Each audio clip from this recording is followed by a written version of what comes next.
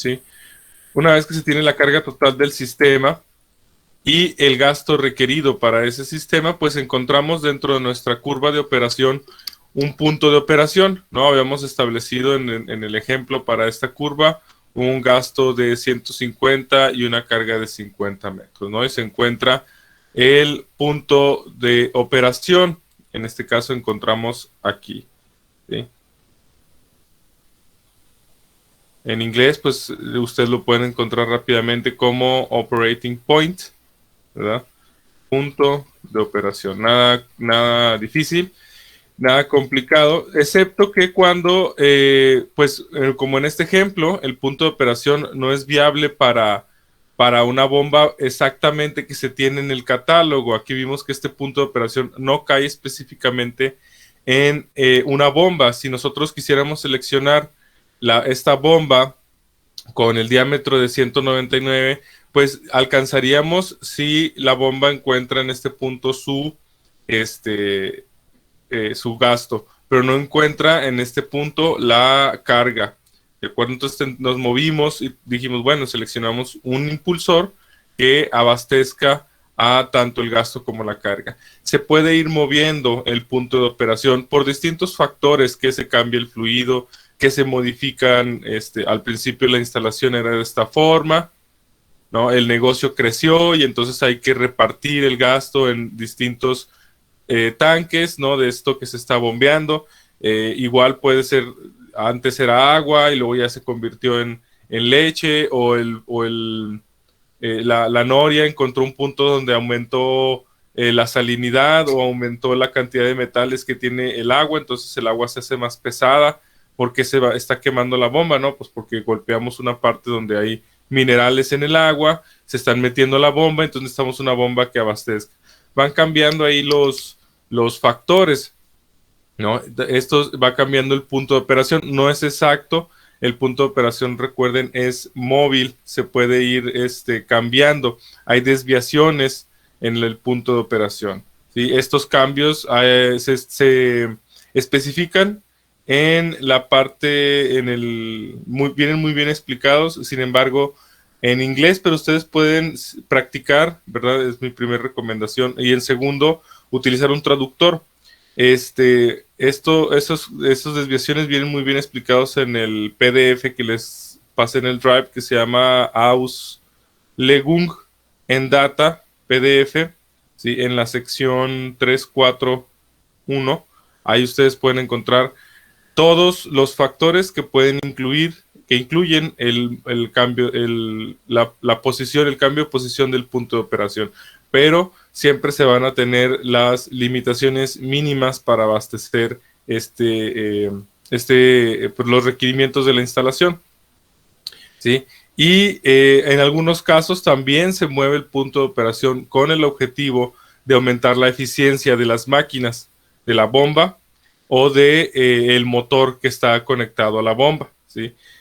Cuando nosotros tenemos curvas de operación que están demasiado empinadas, que tienen cambios bastante altos, ¿sí? de gasto con respecto a carga, ¿sí? Que son muy rápidas, que tienen también los tamaños de los impulsores afectan en esta situación, ¿sí? Entonces se modifican los motores, se cambian en ocasiones los motores, o sea, se le cambia la potencia de entrada a las bombas para aumentar la eficiencia, ¿sí? Y esto lo podemos ver en algunas gráficas que están establecidas por las normas internacionales ISO.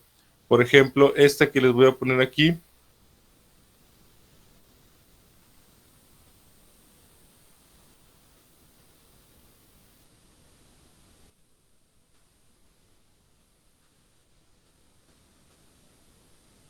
Entonces, el tema de hoy, que estamos ya comenzando con el tema de hoy miércoles, será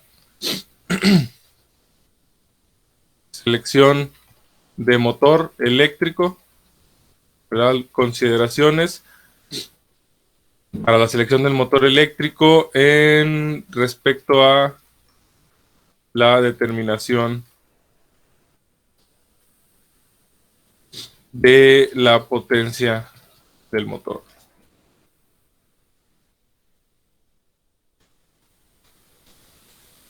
En la gráfica que estamos viendo aquí, en la derecha... Ah, caray, incrementó mucho su...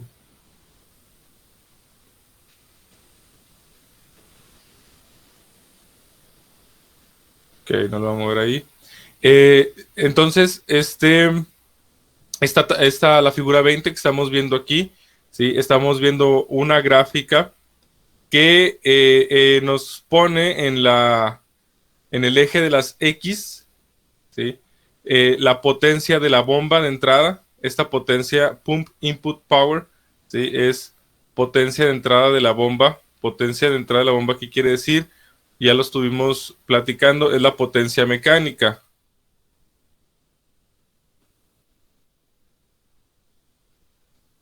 La potencia que saca el... Bueno, en realidad es la potencia del eje principal de la bomba, ¿verdad? No es directamente la potencia que saca el motor. ¿Por qué? Porque la potencia que saca el motor puede estar conectada a una transmisión, ¿verdad? Pónganle que aquí tenemos, bueno, más grande lo voy a dibujar. Y no sé, aquí tenemos unas figuras.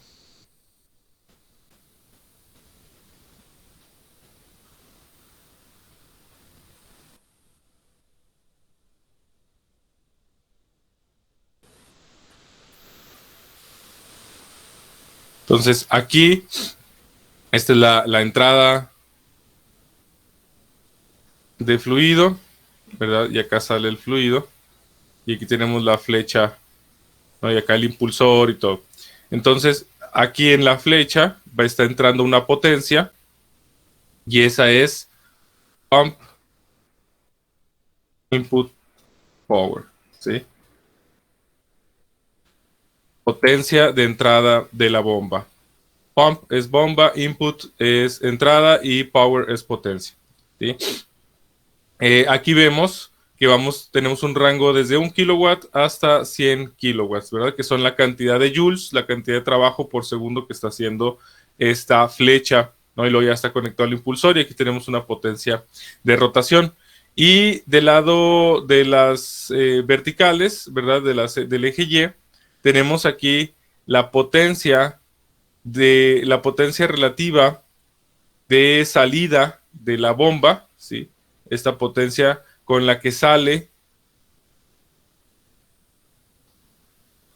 el fluido, ¿sí? El trabajo que está sacando el fluido es la potencia de salida de la bomba. La que tenemos aquí es la drive power, es drive power nada más, ¿sí? Es la potencia de empuje que está saliendo con el agua. Entonces tenemos la potencia de salida, como quien dice la bomba, sí, y la potencia de entrada. Entonces, del lado de las verticales, sí, tenemos la potencia de salida sobre la potencia de entrada. Esto quiere decir drive power relativo, sí, relativo a la potencia de entrada de la bomba bajo condiciones nominales, ¿sí? Bajo condiciones nominales. No quiere decir que son de operación, sino son nominales de lo que tenemos en el catálogo, ¿no? Y vemos que conforme vamos aumentando la potencia, va aumentando la igualdad entre esta relación, ¿no? Sí, vemos que a potencias muy bajas podemos ir entregando hasta el 40% menos, o bueno, en este caso más, de la potencia entregada, ¿no? O sea, estamos entregando 40% más aquí en la entrada, ¿sí? Y estamos entregando menos cantidad de potencia de salida, ¿sí? Y la eficiencia va aumentando, vamos encontrando el 100% conforme va aumentando la potencia de la bomba, de la potencia del eje, ¿de acuerdo? Esto nos podemos dar cuenta de que si vamos entregando motores más fuertes, con mayor potencia de salida, si estamos haciendo un acoplamiento directo, ¿verdad? podemos modificar estos acoplamientos si le ponemos una transmisión. Normalmente vienen en acoplamiento directo, como podemos ver en las bombas domésticas, en el hidro. Podemos ver que no tienen ninguna transmisión, sino están conectadas directamente, sobre todo en las bombas centrífugas. A veces la transmisión se quita, ¿no? Porque tenemos un motor de velocidad variable, entonces es innecesaria la transmisión, ¿no? No es necesaria. Ahí tenemos muchas combinaciones para hacer. Entonces, aquí esta gráfica pues, nos puede ir diciendo cómo vamos, conforme va aumentando la potencia, nos vamos acercando a el 100% de la eficiencia, ¿no? Esta sería una eficiencia. Y este es un ejemplo de una curva que está normalizada para condiciones estándar. Estas son las clases de las bombas. Bueno, entonces estamos empezando aquí a ver un poco la relación entre las potencias de la bomba, ¿sí? También en ocasiones se tienen permisiones de seguridad, ¿sí? Para que se seleccione el motor adecuado, o sea que esté un poco sobrado. Esas son esas permisiones de seguridad o safety allowances, también ustedes lo pueden encontrar si trabajan en los catálogos en inglés, ¿sí? Y esas condiciones son normalmente especificadas por el proveedor, ¿sí? Y se ponen o en códigos técnicos como la norma ISO o la norma mexicana, que nos dicen la cantidad de diferencia mínima que podemos tener entre la potencia de salida y la potencia de entrada. Y ahí podemos establecer controles de velocidad para poder tener métodos de salvaguardar la energía, ¿no? De no estar entregando una energía bastante sobrada a una potencia que no está recibiendo, que no está encontrando los requerimientos que nosotros queramos, ¿no? Ahí estamos hablando no tanto de abastecer correctamente el circuito, sino una vez que ya se encuentra ese requerimiento abastecido, ¿no? Entonces pasamos ahora al ahorro de energía, ¿sí? Si nosotros estamos bombeando un fluido que tenga una densidad menor a la del agua, entonces el motor, la potencia del motor requerida, ¿sí? Tiene que ser determinada con base a entonces a la densidad del agua, será la referencia, ¿no? Por ejemplo, un fluido que sea menos denso que el agua, en ocasiones lo que es el Powerade, todas esas bebidas que están modificadas, ¿no? Los hacen un poco menos densas, con el objetivo de que sean más ligeras, y entonces ahí se tiene que tomar de referencia la densidad del agua para entonces seleccionar un motor adecuado, ¿no?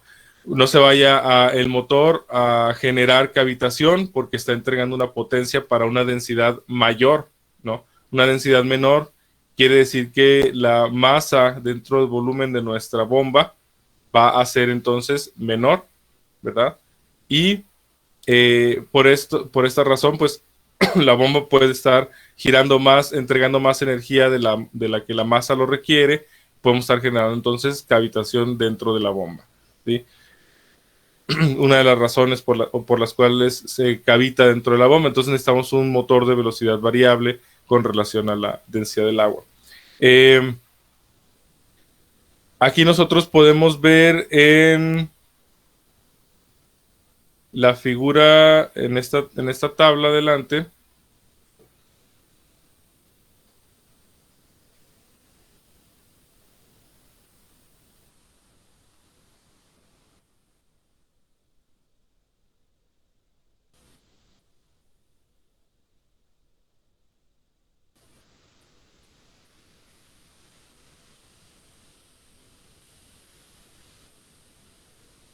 esta figura, igual como pueden ver, aquí estamos sacando información del PDF que les comenté, el Outlook.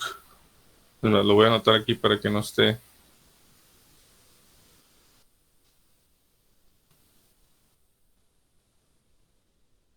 ¿cómo se llama? House.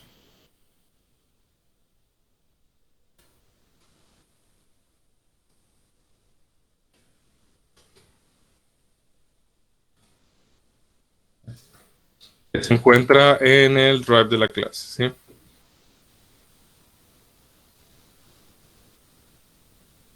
Muy bien, entonces seguimos hablando de los motores, ¿no? Y cómo la selección se ve involucrada en la potencia requerida de la bomba, ¿sí? Y podemos ver aquí, en esta figura 22, ¿sí? Las curvas de eficiencia, que es en letra NU, ¿verdad? Estas dos curvas negras de eficiencia, ¿sí? Y el factor de potencia coseno de phi para motores estandarizados bueno, que caen en esta regla IP54, ¿sí? Sobre la potencia relativa del motor, ¿no? Que es la potencia entregada entre la potencia nominal. ¿Quién de ustedes me puede comentar qué es el factor de potencia coseno de phi? Yo creo que sí lo conocen.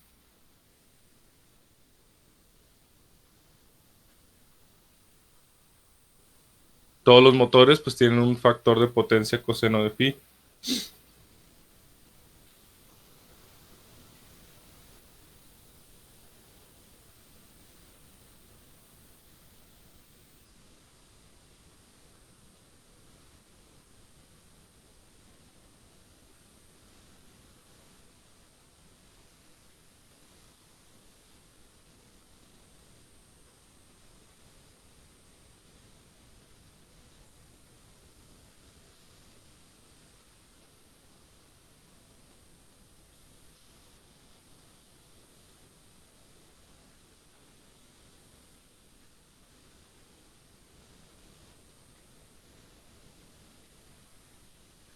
O todavía no ven máquinas eléctricas, yo creo que sí, ya vieron máquinas eléctricas.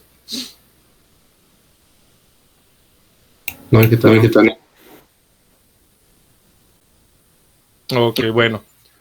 El factor de potencia, ¿sí? Coseno de phi, nos relaciona el poder, bueno, la potencia reactiva del motor, ¿verdad? Con la potencia real del motor. Tenemos por ahí un triángulo de potencias, ¿no? Que es cada uno de los lados del triángulo. Bueno, lo van a ver más adelante, entonces mejor no ahondo mucho en eso, pero pues los motores tienen, primero habrá que definir lo que es la potencia reactiva, ¿no? Luego la potencia real, la potencia aparente, ver lo que significaría sin armónicos o con armónicos.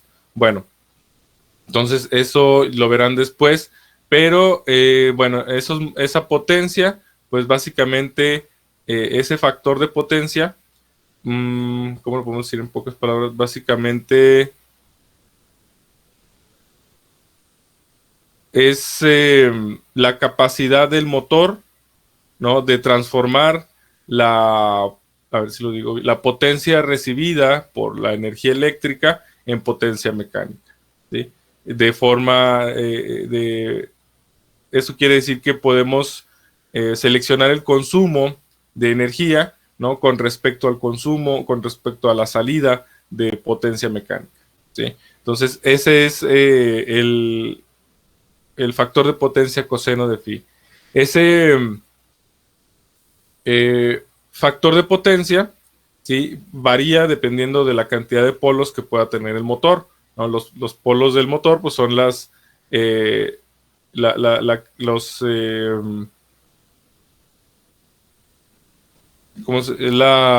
orientación, ¿no? Positiva o negativa que tiene el estator de los motores. Y dependiendo de la cantidad de polos, pues podemos ir variando la velocidad, también podemos ir variando la potencia o el par torsor de la flecha, ¿sí? Aquí tenemos de 2 polos, de 2 y de 4 polos, ambos con un consumo de 10 kilowatts. Entonces, en azul vemos las curvas de los factores de potencia, ¿sí? Y en negro estamos viendo el factor de potencia new, de nuestros motores. ¿Sí? Esta, como pueden ver, aquí, no le pasé. Sí. Bueno, esta también es una curva estandarizada de ISO, nomás que aquí no trae la leyenda. ¿Sí? Y aquí estamos viendo las eficiencias típicas que existen entre los motores a 50 Hz. Estos son motores de 50 Hz, que son los más utilizados en las bombas centrífugas, para la instalación de bombas centrífugas. ¿Sí? Aquí tenemos esta gráfica que nos muestra en relación con la potencia nominal del motor y la potencia de salida.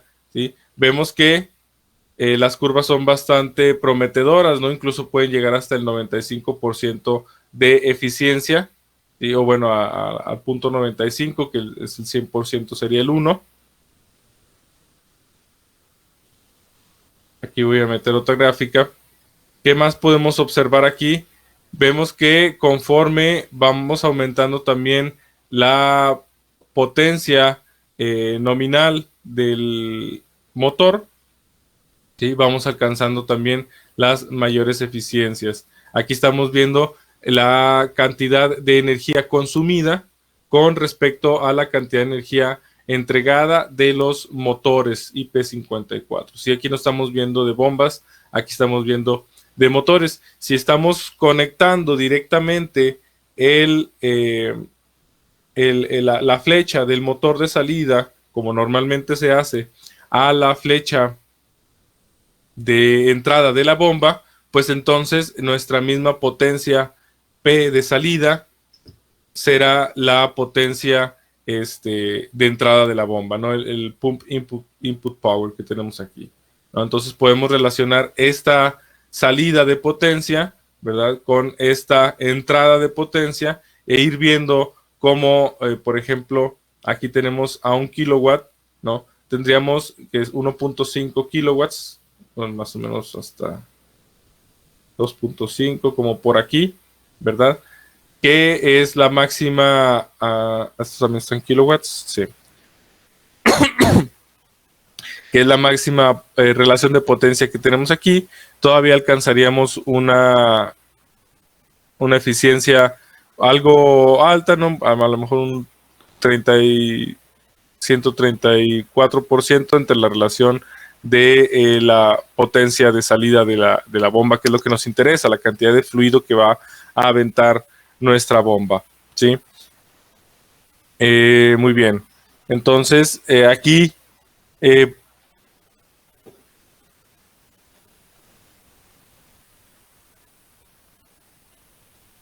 sí, muy bien. Sí, les iba a pasar aquí también otra figura, por eso hice más chico esta.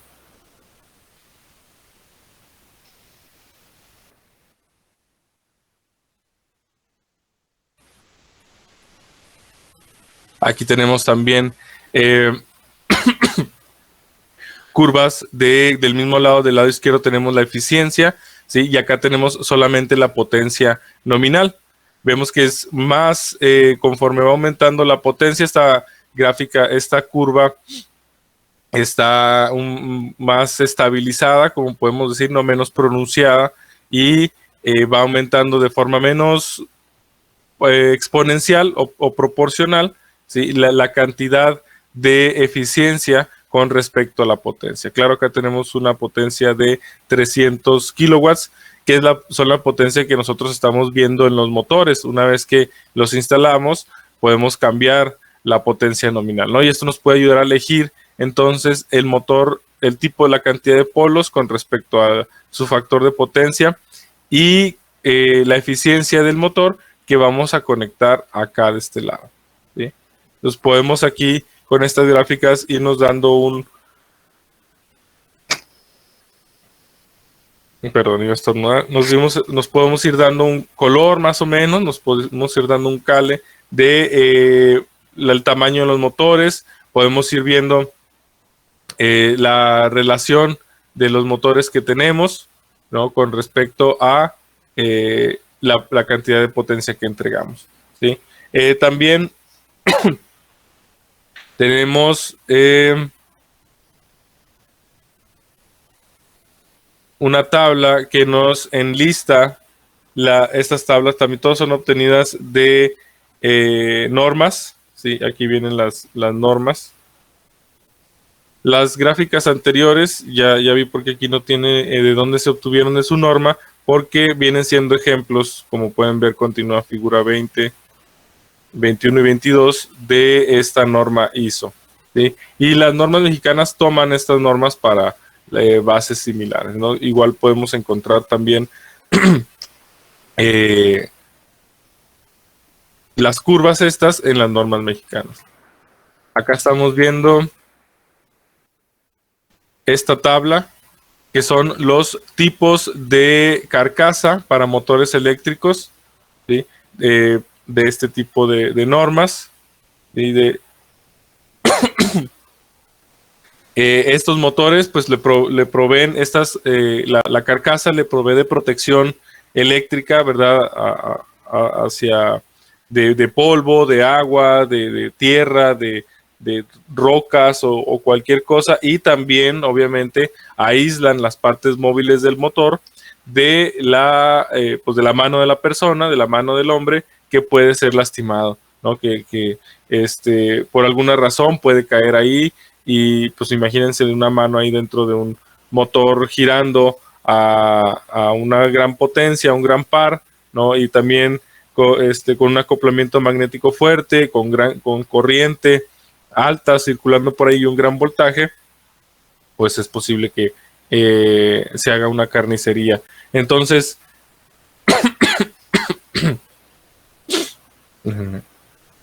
trago de agua.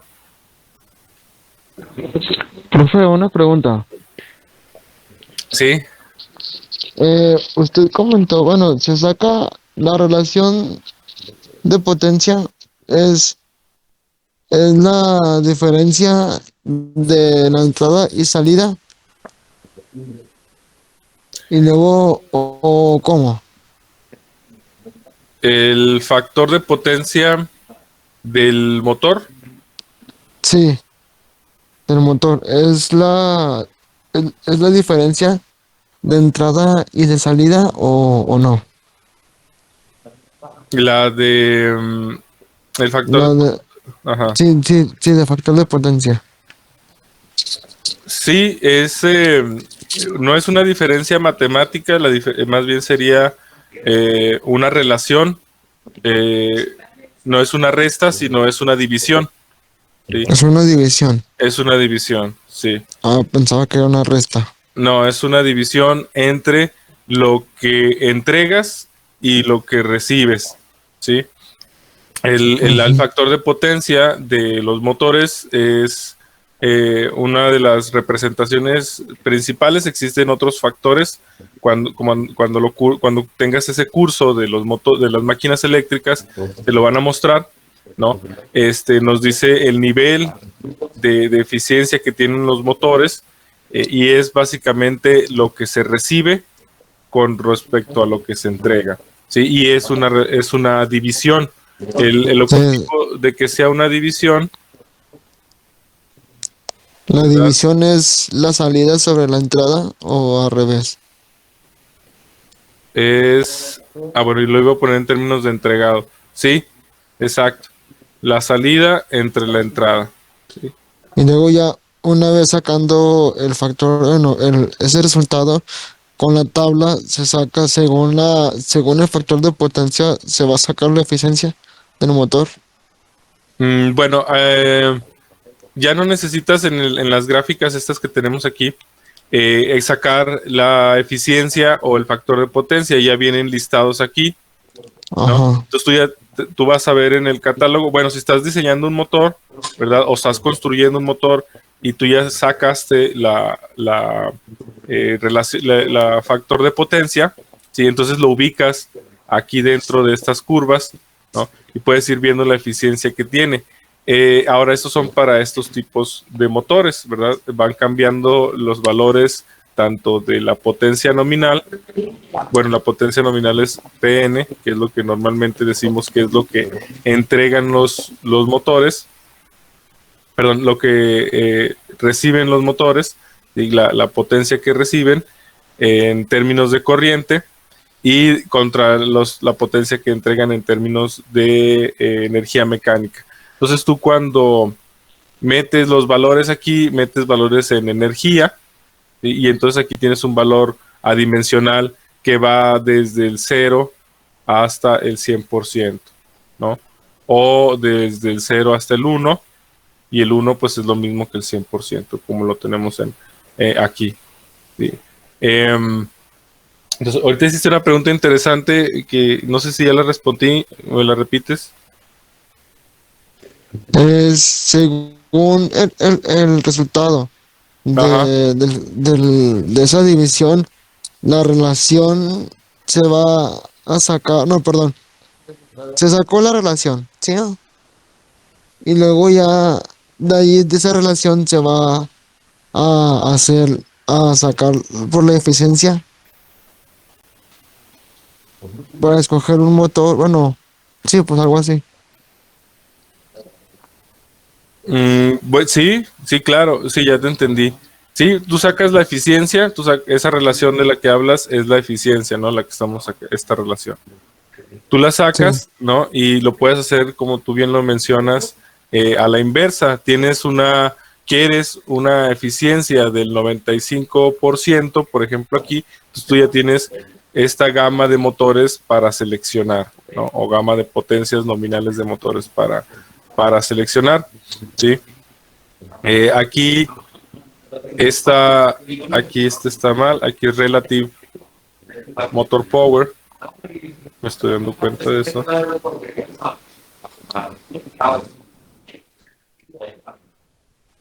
Relative Power, sí, potencia relativa. Y aquí no va esto de kilowatts. Equivocado. Sí. Entonces, sí, tienes una gama de motores por las cuales seleccionar. Y también, obviamente, el tipo de cantidad de estator o de rotor, la cantidad de polos que tengas. ¿Sí? Yo pensé que ya conocían la relación de factor de potencia, coseno de phi, del cual podíamos hablar un poco más. Pero se pueden regresar a estos apuntes para ya cuando vean lo que es el factor de potencia y ver los voltios. Hay varios factores de potencia de los motores y de los generadores también y bastantes formas de ver la eficiencia. ¿Sí? No sé si respondí tu duda, compañero. sí, profe, está bien. Ok, Gracias. muy bien, no, a ti. Gracias por sus dudas. ¿Alguna otra duda o comentario que tengamos? Hoy han estado muy callados. Pero bueno, sí entiendo que están trabajando, están ayudando en su casa o sacando el jale de alguna manera. Muy bien, entonces estábamos viendo las carcasas, ¿verdad? Estábamos analizando esta tabla que está obtenida de estas normas, ¿sí? Y estas carcasas que nos proveen protección, ¿sí? Enclosure, carcasa. Carcasa o ¿cuál es la otra palabra? Enclosure. El encierro, ¿no? Sí, pues la protección que lleva el motor. Bueno, existen distintos tipos de protecciones que llevan los motores, pero la protección mecánica que llevan los motores, ¿sí? Bueno, entonces aquí vemos, ¿verdad? Que tenemos este código de la protección internacional, IP. ¿Sí? Si nuestros motores llevan el prefijo IP, quiere decir que llevan una protección estandarizada por International Protection, ¿no? Que es estas normas. Entonces, ya cuando tiene IP es que está estandarizada esta protección. ¿Sí? Primer dígito lo vamos a ver en esta parte de la tabla y segundo dígito en esta parte, ¿no? Y cada dígito significa algo, ¿sí? Y si no es aplicable al motor, entonces lleva una tacha.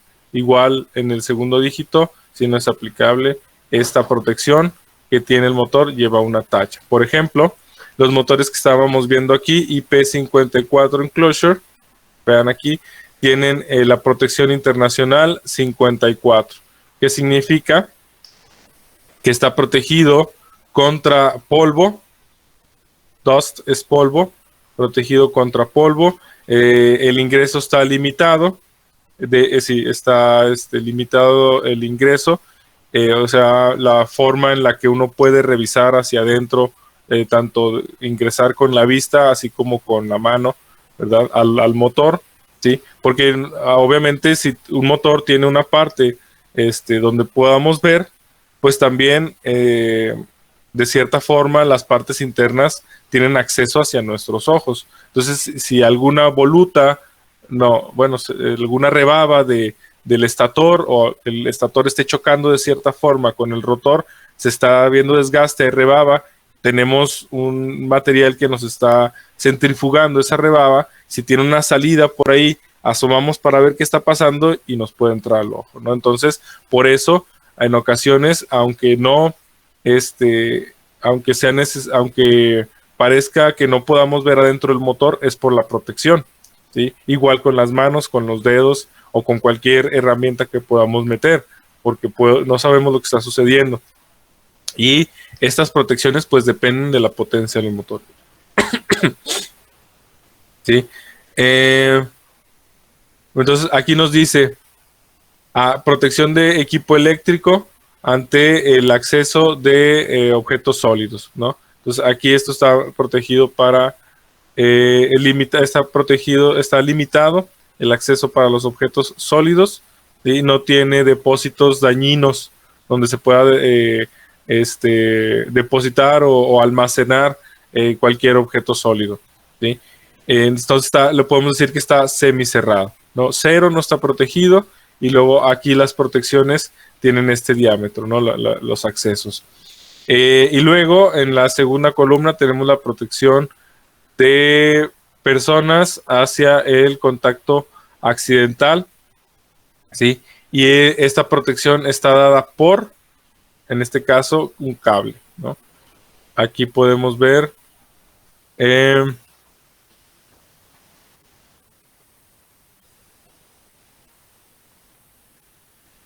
ok, no, aquí es protección de personas en contra de un contacto accidental. Ok, aquí es lo que hace contacto, ¿verdad? Es lo que hace contacto con el motor, ¿sí? Entonces, el 0 no está protegido, el número 1 está protegido para la parte trasera de la mano. Supongo que debe haber un acceso hacia dedos, hacia herramientas o cables, ¿no? Cables que podamos introducir al motor para hacer una medición, por ejemplo, ¿sí? En este primer dígito, entonces, es contra objetos sólidos solamente. Y en el segundo dígito es protección contra el ingreso de agua, específicamente para las bombas sumergidas. En el 5, entonces, tenemos este nivel de protección. Y en el 4, ¿sí? Tenemos este otro nivel de protección. Vemos que esto está protegido contra agua en todas direcciones que entre de forma de gotas pequeñas, ¿no? En forma de spray, en forma de agua atomizada, ¿sí? De todas las direcciones. Aquí nos dice incluso de qué dirección. Por ejemplo, si es un motor que está al lado de donde haya agua cayendo normalmente, ¿no? Haya mucha humedad alrededor, entonces este motor que estamos analizando aquí pues está protegido contra esa condición, ¿sí? Acá, por ejemplo, nos dice una condición que del motor, de la verticalidad del motor, ponen que tenemos el motor aquí, ¿verdad? Esta es la vertical, en este caso estos son 0 grados, y a 60 grados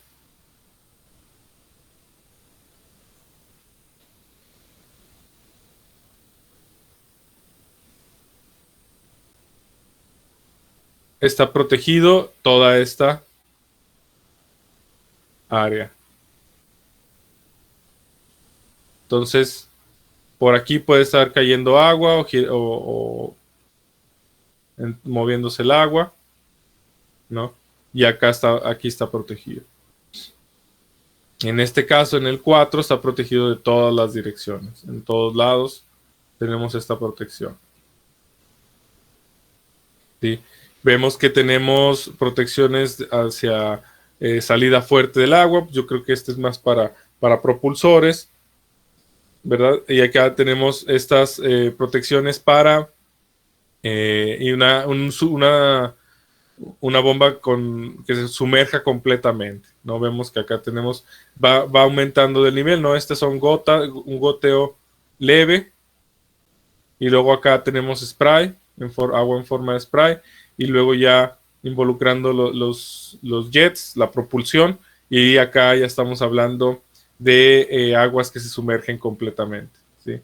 Acá que se sumergen de forma temporal y acá que se sumergen de forma permanente, ¿no? Entonces, si ustedes ven que al final del segundo dígito en una bomba que tenga IP y que tenga tal vez igual acá 0, porque no va a entrar sólido, o puede estar sumergido en un lugar donde haya sólidos, ¿verdad? Igual acá le podemos poner 58, es una bomba que tiene mucha protección, ¿sí? IP 58. Bueno, ahí lo vamos a dejar el día de hoy. Antes de retirarnos, ¿tienen alguna duda o comentario?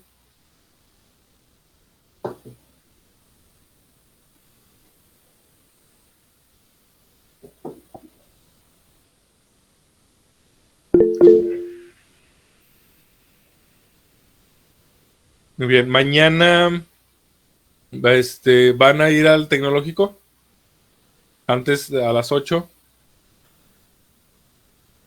¿Tienen clase? ¿Tienen práctica? Yo sí en G.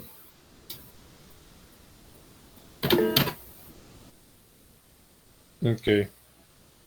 Bueno, entonces, yo creo que la mayoría tiene. Déjenme ver si ya están abiertos los laboratorios. Bueno, solamente, ¿cuántos somos? 20.